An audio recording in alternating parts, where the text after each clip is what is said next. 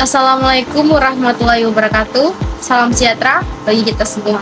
Perkenalkan, nama saya Tria Ananda Nafila dengan NIM L13124064. Saya berkuliah di Universitas Tadulako, Fakultas Kehutanan, semester 4. Baik, tujuan saya untuk membuat video ini untuk mempresentasikan salah satu tugas pada mata kuliah agroforestry yang diampu oleh Bapak dosen dengan hormat tersebut namanya Bapak Dr. Hendra Pribadi S.Hud MP. Baik, langsung saja ke materi saya tentang optimalisasi penggunaan lahan dengan sistem agroforestry dan pendampingan pasca panennya di kelompok tani dusun Kemuning, Gunung Kidul. Pertama itu pendahuluan. Dusun Kemuning secara administratif terletak di Desa Bunder, Kecamatan Patuk, Kabupaten Gunung Kidul.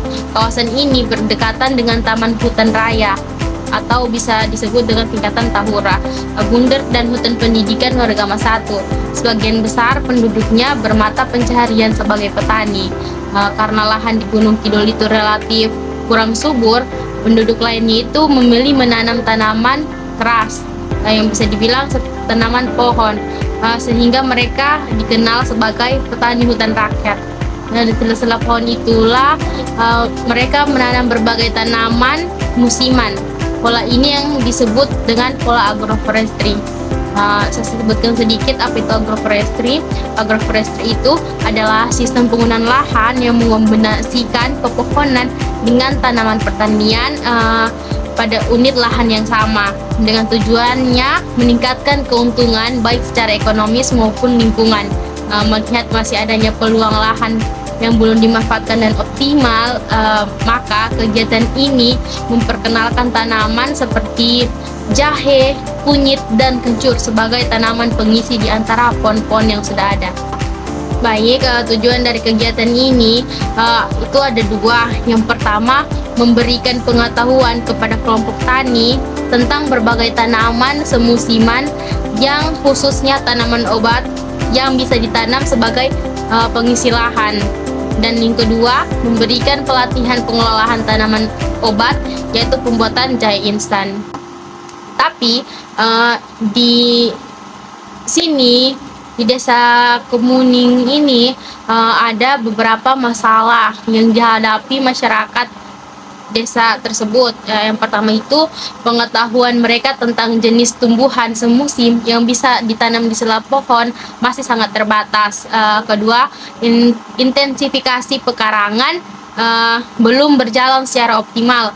Yang ketiga itu sistem penebangan pohon masih menggunakan sistem tebang butuh, yang artinya itu pohon ditebang bukan berdasarkan umur atau kualitas, melainkan hanya saat warga membutuhkan uang. Yang keempat, pengetahuan tentang pengelolaan pasca panen baik untuk tanaman semusim maupun kayu masih perlu ditingkatkan agar hasilnya memiliki nilai ekonomi yang lebih tinggi. Selanjutnya, metode pelaksanaan. Di sini metode pelaksanaannya ini memiliki 4 tahapan utama. Yang pertama itu sosialisasi program dilakukan untuk menyampaikan maksud dan tujuan intensifikasi lahan melalui pola agroforestry agar masyarakat memahami pentingnya menanam tanaman obat di antara pohon-pohon yang sudah ada.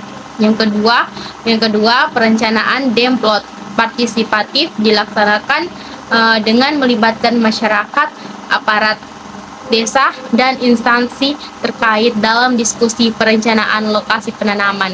Lokasi dipilih berdasarkan 3 tingkat naungan. Yang pertama itu naungan tinggi, naungan sedang, dan naungan jarang. Yang ketiga, pembuatan buku petunjuk teknis berisi panduan sederhana tentang pemilihan jenis tanaman yang tepat, syarat tanam yang baik, serta pengolahan pasca panen tanaman obat dan kayu. Selain buku, juga disusun leaflet untuk bahan sosialisasi. Yang keempat, pelatihan dan pendampingan di lapangan mencakup berbagai metode pengelolaan tanaman obat, pengelolaan kayu, pengemasan jamu-jamuan, dan perlakuan pasca panen kayu agar menghasilkan produk bernilai ekonomi. Sekarang masuk di hasil dan pembahasan. Dalam hasil ini dinyatakan bahwa sosialisasi dilaksanakan pada tanggal 20 Juni 2014 di rumah Kepala Dusun Bapak Suharti. Dalam diskusi tersebut, warga memilih matoa sebagai tanaman keras yang diinginkan, serta jahe, kunyit, dan kencur sebagai tanaman obat. Dari kegiatan ini juga diperoleh data pengujian kayu matoa, sukun, dan fluid. Hasilnya menunjukkan kayu sukun memiliki nilai kalori tertinggi, yaitu 5.328,3 kalori per gram, menjadikannya paling baik sebagai kayu bakar. Sementara kayu fluid memiliki kadar air tertinggi yang dapat mengurangi efisiensinya sebagai bahan bakar. Pada tahap perencanaan demplot, masyarakat Dusun Kemuning menunjukkan antusias tinggi untuk membangun model agroforestry. Semua jenis tanaman yang dipilih merupakan usulan langsung dari warga sendiri, sehingga rasa kepemilikan terhadap program ini cukup kuat. Bibit yang disiapkan meliputi pohon matoa, fluid, dan sukun, serta tanaman obat kunyit, kencur, dan jahe. Semuanya dalam kondisi sehat dan siap tanam. Pembangunan demplot sempat tertunda karena menunggu musim hujan tiba. Leaflet buku petunjuk teknis berhasil disusun, dan itu terbukti bermanfaat menambah pengetahuan warga. Pembangunan fisik demplot dilaksanakan oleh warga sendiri sehingga dapat menjadi media pembelajaran langsung di lapangan.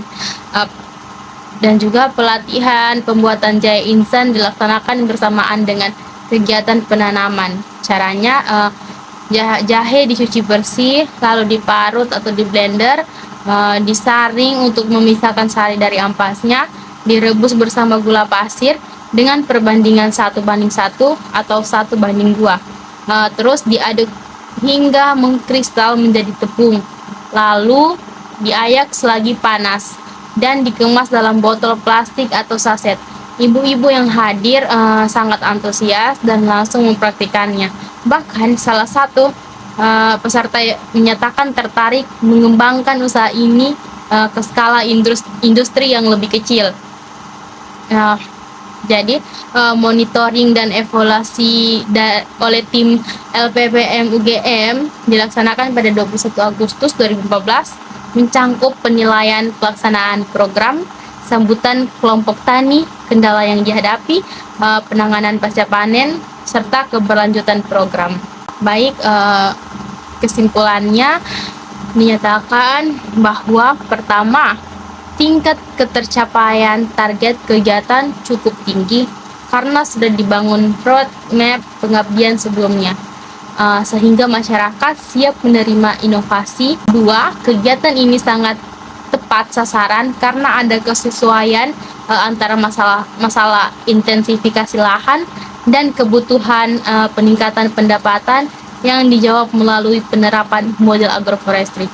Ketiga, meningkatkan penerapan teknik agroforestry terbukti dapat meningkatkan pendapatan sekaligus memperbaiki kualitas lingkungan. Saran rekomendasi untuk kegiatan PKM berikutnya adalah mengembangkan model agroforestry untuk lahan tegalan serta mendorong pengembangan pengolahan jahe instan dari skala rumah tangga menuju skala industri kecil agar nilai ekonomi yang diperoleh masyarakat semakin meningkat.